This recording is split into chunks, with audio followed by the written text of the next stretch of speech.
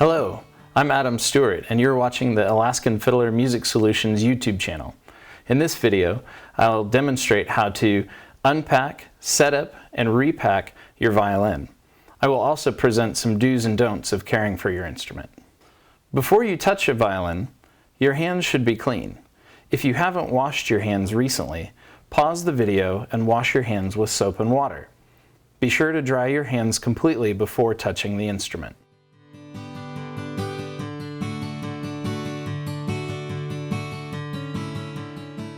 Begin by laying the violin case on a flat, stable surface, like a table, chair, or the floor, before you open the case.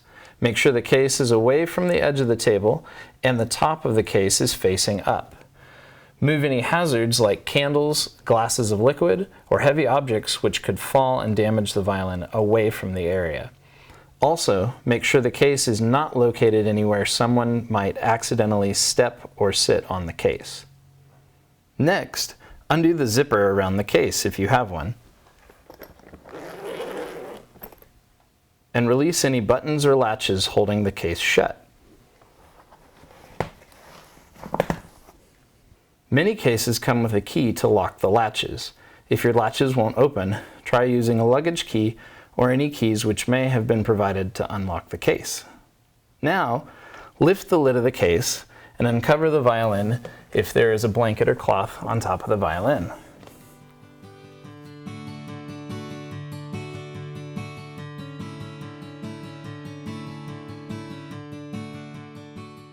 Locate the shoulder rest and rosin, which may be in a pocket inside or outside of the case, and set them nearby. We will need these items shortly.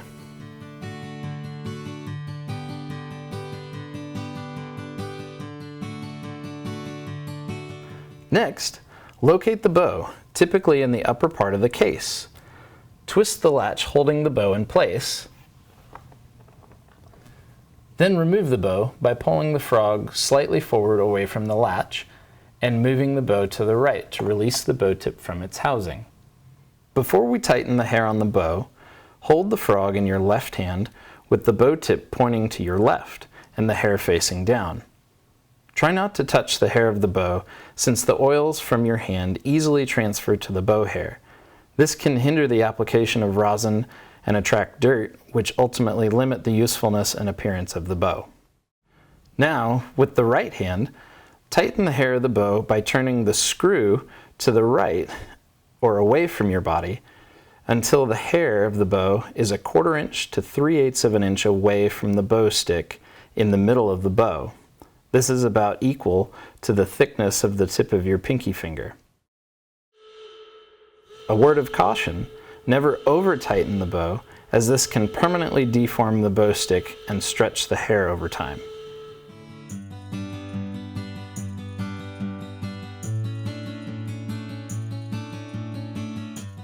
Next, inspect the bow hair to see if it needs to be rosined. There are a few ways to tell if the bow needs to be rosined. First, look for patches of off-white color mixed with patches of white. If your bow is new, it is possible all the hair will look off-white, and it will require lots of rosin to be worked into the bow hair. Second, if you draw the bow across the strings and little to no sound comes out, either in one spot on the bow or across the entire bow, this is a great indicator that your bow needs to be rosined. Before you rosin your bow, make sure the rosin is unwrapped or out of its box, and the hair on the bow is tight. Next, place the rosin facing up in your left hand. With your right hand, hold the bow stick near the frog with the tip of the bow pointing left. Set the bow hair on the rosin and move the rosin smoothly from frog to tip and then back. I find it necessary to apply slight pressure as the rosin moves into the upper half of the bow to ensure there is an even amount of rosin across the length of the bow. If your rosin is brand new, it may take several application strokes to wear down the shiny surface and get the rosin started. After a few application strokes, take a look at the coloring of the bow hair.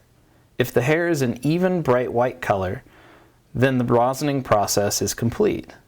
If you still see spots of off-white, or if you find the bow hair is still having issues gripping the string in one particular place, then apply more rosin in that area. When you are done rosining your bow, set the bow in a safe location away from dirt, liquids, fire, or trampling feet. Rewrap or rebox your rosin and stow it back in the pocket where you found it. Many violin cases have internal pockets which are perfect for storing rosin and protect it from drying out or getting broken.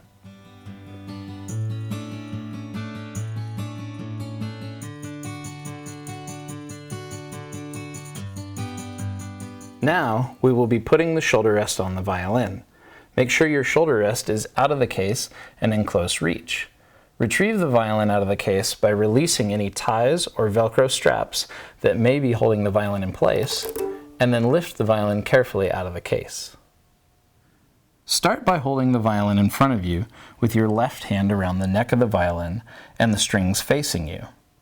Place the bottom of the violin against the left side of your torso with the scroll pointing to the left. With your right hand, grab your shoulder rest. Orientate the shoulder rest so the narrow end is pointing up. The feet are facing the back of the violin, and the notches in the feet are facing in toward each other. Next, hook the top foot of the shoulder rest over the edge of the lower bout of the violin, making sure it is centered, and then let the shoulder rest hang from the violin. Now, take a hold of the lower foot of the shoulder rest and move it toward your body so that it can fit around the edge of the opposing side of the violin.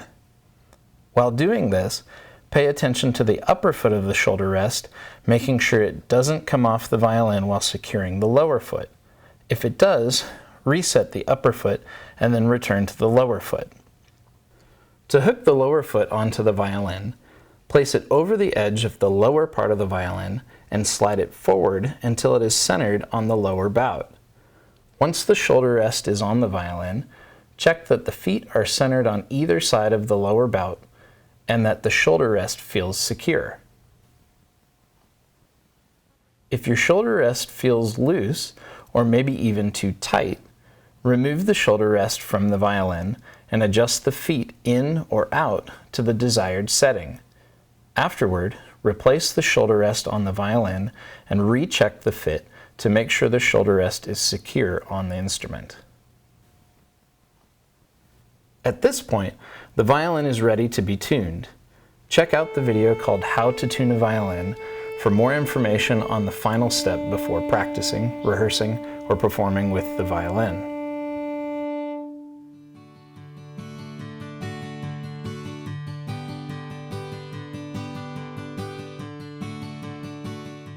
Before you repack the violin, make sure you remove the shoulder rest.